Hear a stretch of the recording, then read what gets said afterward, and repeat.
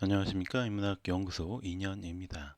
이번 시간에는 우리 역사 속의 범죄자들 그 86번째 주제, 언론에서 다루지 않은 끔찍한 잔혹 살인마 홍은동 야산 살인 사건에 대한 이야기를 해보려고 합니다. 되게 오랜만에 인사를 드리는 것 같아요. 잠깐의 휴식기도 있었고 광복절 특집도 있었고 그래서 인사드리는 게 오랜만인 것 같은데, 오늘 그 86번째 우리 역사 속의 범죄자들 주제는 강간살인 전과자의 끔찍한 추가 살인에 대한 내용입니다. 지난 시간에 다루었던 대전 백합다방 종업원 살인 사건에서도 이미 3명을 살해했던 살인 전과자를 사회에 풀어놓으면서 추가적인 살인 피해자가 발생한 사건을 다루었습니다. 그리고 오늘 다룰 사건 역시 이미 강간살인과 강간치상의 범죄를 저지른 범죄자가 세상에 다시 풀려 나와서 벌인 끔찍하고 잔인한 추가 살인 사건에 대한 이야기를 해보려고 합니다. 다만 본 사건을 제대로 다루고 있는 기사나 위키백과의 자료가 없기 때문에 사진 자료가 조금 부족하다라는 점은 먼저 양해를 좀 부탁드립니다.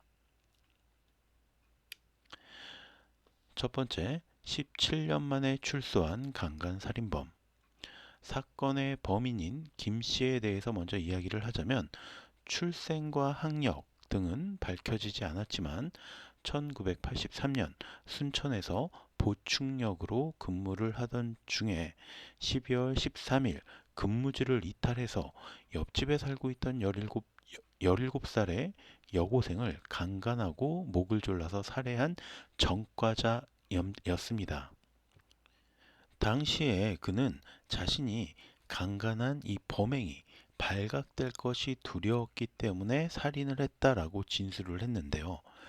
이 정상적인 사고를 지닌 사람이라면 범죄자가 될 것이 두려웠으면 범죄를 저지르지 않는 게 맞죠. 근데 얘는 범죄는 저질러 놓고 범죄자는 되기 싫으니까 피해자를 살해해 버립니다. 결국 이 인간의 정신 상태는 결코 정상적인 범주 안에 있지 않았다라는 것을 알 수 있는 부분이죠. 그는 결국 군 법원에서 무기징역을 선고받게 되는데, 어처구니 없게도 17년 만인 2005년 5월 11일 가석방으로 출소를 하게 됩니다. 아직 피워보지도 못한 꽃송이 같은 여학생을 무참히 강간하고 살인한 범죄자가 너무 허무하게 사회로 복귀하게 된 거죠.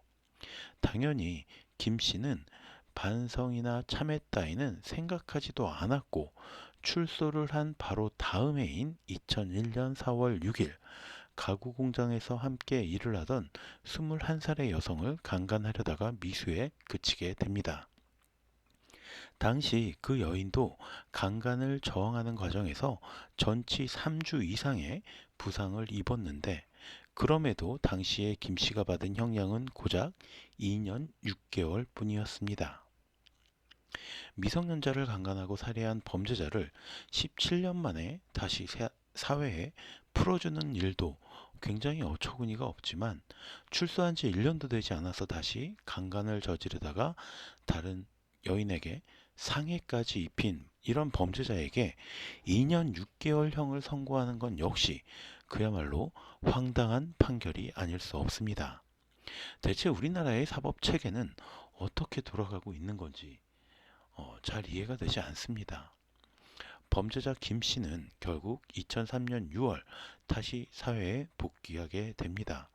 그리고 정확한 시기는 알려지지 않았지만 홍은동의 한 인테리어 가게에서 일을 하게 된 김 씨는 우연히 5살 연상의 강 씨를 만나서 내연의 관계를 맺었다고 합니다.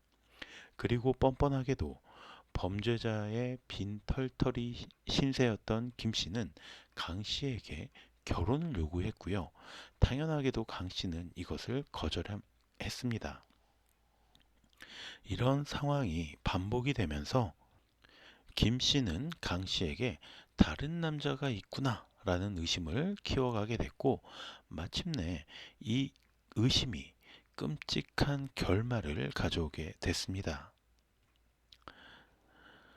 두 번째, 말로 표현하기 힘든 잔인한 범행.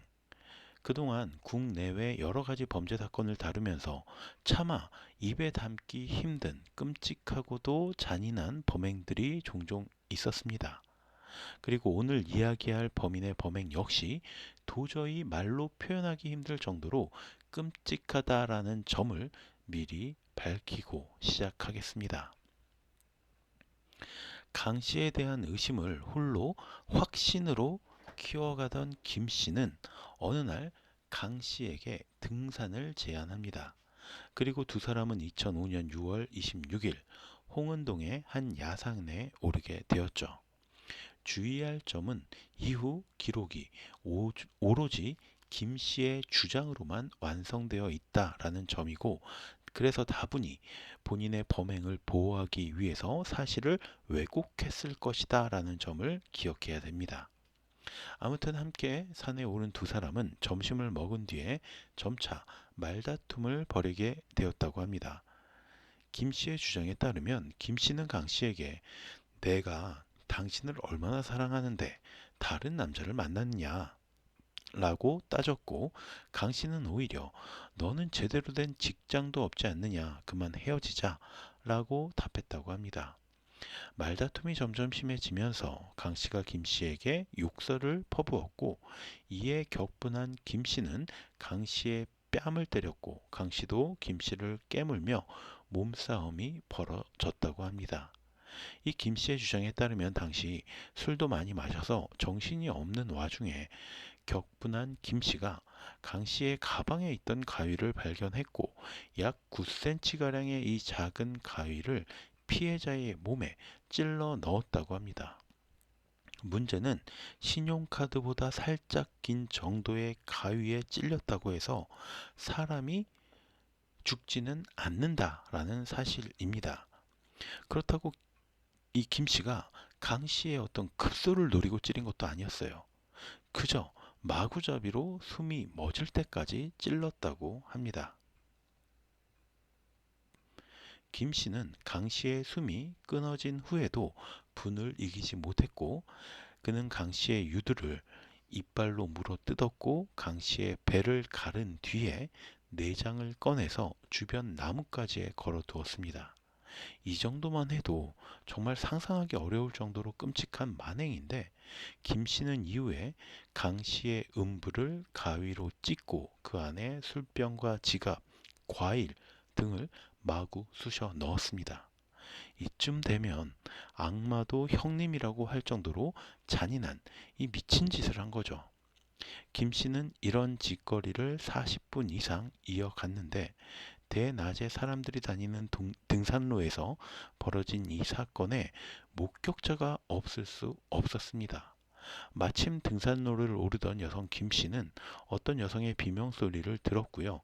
두려움에 직접 거기에 가보지는 못하고 경찰에 신고만을 했습니다. 그리고 마침내 경찰이 현장에 도착했을 때 범인 김 씨는 강 씨의 몸에 돗자리를 덮고 주변에 낙엽을 모아서 다시 그 위를 또 덮고 있던 중이었습니다. 그는 경찰을 발견하자마자 자리에서 도망을 쳤지만 결국 현장에서 붙잡히게 되었죠. 세 번째, 김 씨는 어떻게 되었나? 검찰은 김 씨를 살인, 사체 손괴, 사체 은닉 미수 등의 혐의로 기소했고요.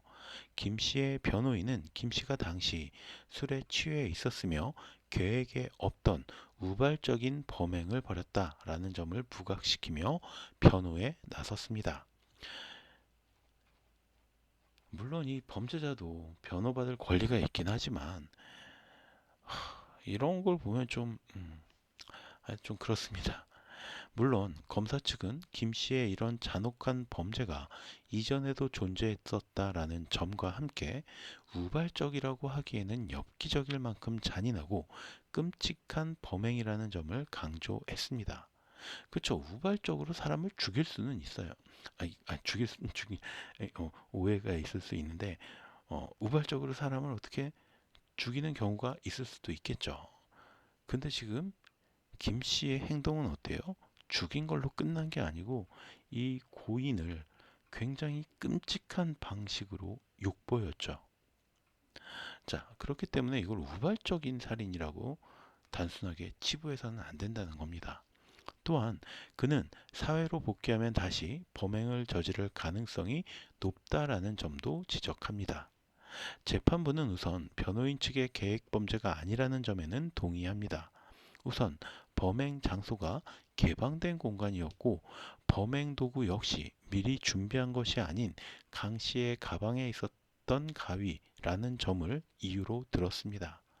다만 그가 범행 당시 범행이 발각되었을 당시에 피해자의 시체를 등산로에서 약 10m 정도 벗어난 곳까지 끌고 들어가서 돗자리로 덮고 다시 낙엽을 긁어 모아 은폐하려고 했던 점 등을 미루어 볼 때 술에 취한 심신미약의 상태라고 보기는 어렵다라고 판단을 하면서 무기징역을 선고했습니다. 그리고 지금 다시 20년의 세월이 흘렀고요. 현재 법률에 따르면 무기징역을 선고받아 수감 중인 범죄자는 20년이 지나면 가석방 심사의 대상이 될 수가 있습니다.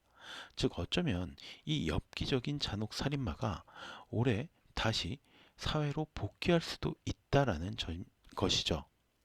그리고 올해가 아니면 내년에 다시, 내후년에 다시 가석방을 신청할 수도 있습니다. 이 끔찍한 범죄자가 사회로 복귀하는 일은 없어야 마땅하겠지만 현재 이 우리나라 사법부의 시스템을 보고 있자면 전혀 불가능한 일이다라고 생각되지도 않는 것이 암울한 현실입니다. 누구나 한순간의 실수로 범죄자가 될 수는 있습니다.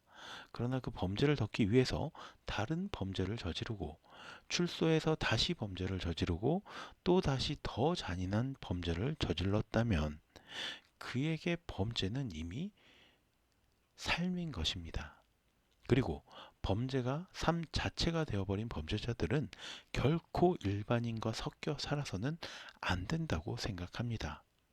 제발 이 범죄자를 다시 세상에 풀어놓아서 추가적인 범죄, 추가적인 피해자가 일어나는 일이 없기를 기원할 뿐입니다. 자, 그럼 오늘 이야기는 여기서 마치도록 하고요. 저는 다음 시간에 또 다른 컨텐츠로 찾아뵙도록 하겠습니다. 오늘 제가 들려드린 이야기가 여러분의 흥미와 호기심을 조금이라도 만족시켜 드렸다면 구독과 좋아요도 부탁드리겠습니다. 감사합니다.